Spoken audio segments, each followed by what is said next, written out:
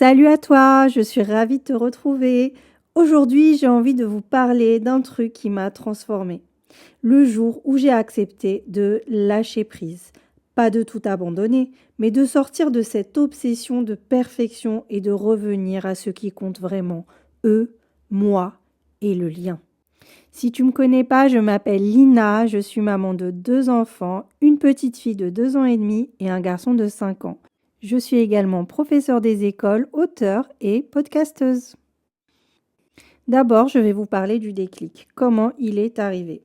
En vrai, je voulais tout gérer, tout contrôler, tout anticiper, maison propre, linge rangé, repas équilibré, enfants stimulés, sorties planifiées.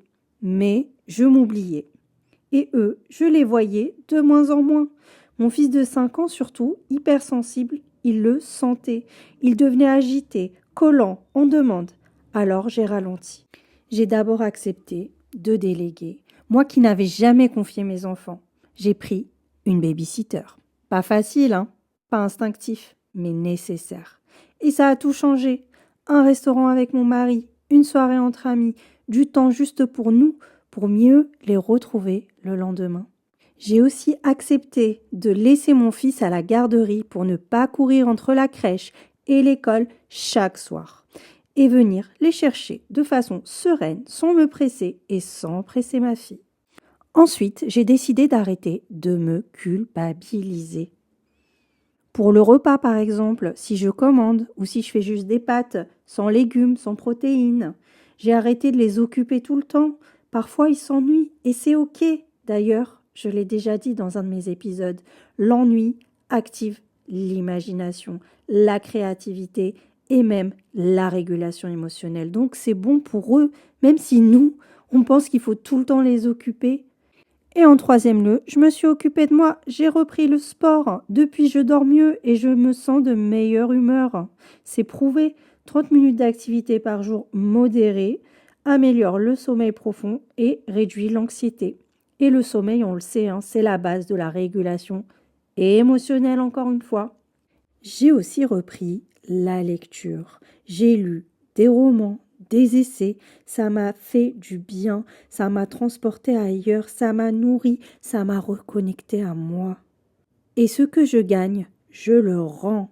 Quand ils me parlent, je les écoute vraiment. Quand ils veulent jouer, lire, inventer, je suis là à 100%. Pas parfaite, mais présente. C'est là que la phrase vivre le moment présent prend tout son sens. On peut vivre le moment présent, mais comment? Une fois qu'on a pris soin de nous, une fois qu'on est reposé, on peut être disponible à 100% au moment présent, à la personne qui nous parle, à la personne qui veut jouer avec nous, à la personne qui nous interroge, etc. Alors voilà ce que j'ai envie de te dire à toi qui écoutes. Que tu sois maman, papa ou éducateur, lâche prise un peu. Pas pour abandonner, non, mais pour mieux aimer. Fais des choses pour toi. Du sport, de la lecture, des temps de silence, une douche longue, peu importe. Mais offre-toi ce que tu veux leur transmettre.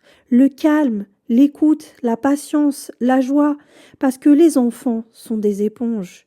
Les recherches en neurosciences affectives montrent que la sécurité émotionnelle de l'enfant dépend directement de l'état intérieur de l'adulte. Quand tu es détendu, ils sont apaisés. Quand tu es là, ils se sentent en sécurité. Un parent reposé, c'est un parent disponible émotionnellement. Et ça, c'est le plus beau cadeau. Alors voilà, je vous ai partagé des petites choses toutes simples que j'ai mises en place pour lâcher prise et être plus présente avec les miens. Et si je devais résumer ce chemin, ce serait ça. Déléguer, même quand c'est dur de lâcher. Arrêter de culpabiliser parce qu'on n'est pas des robots. Prendre du temps pour soi sans se justifier. Et surtout, accepter que tout ne soit pas parfait. Parce que ce qui compte vraiment, ce n'est pas que la maison soit nickel ou que les repas soient bio gluten-free. Ce qui compte, c'est ce lien qu'on crée au quotidien, ces moments vrais, cette sécurité affective qu'on leur transmet en étant bien avec soi-même. Alors, s'il y a une seule chose à retenir, c'est quand tu es bien, ils vont bien. Merci beaucoup de m'avoir écouté. N'hésite pas à partager cet épisode s'il t'a plu, à t'abonner ou à mettre un commentaire. J'espère vous retrouver au prochain épisode. Et d'ici là, prends soin de toi, pour eux, pour toi, pour maintenant.